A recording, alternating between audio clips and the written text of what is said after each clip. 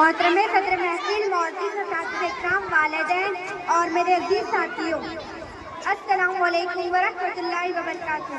آج ہم سب یہاں ایام آزادی منانے کے لیے جمع ہوئے ہیں۔ 15 اگست 1947 کو ہمارا پیارا وطن ہندوستان انگریزوں کی غلامی سے آزاد ہوا۔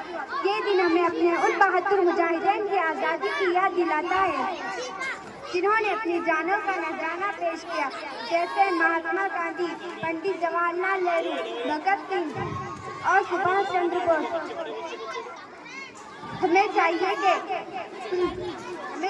کہ اپنے آزادی کی قدر کریں اور وطن کی ترقی میں اپنا حصہ ڈالیں۔ ایک طالب علم کی حیثیت سے ہم محنت سے پڑھیں، ایماندار بنیں اور اچھے شہید بنیں۔ آئیے آج یہ عہد کریں کہ ہم اپنے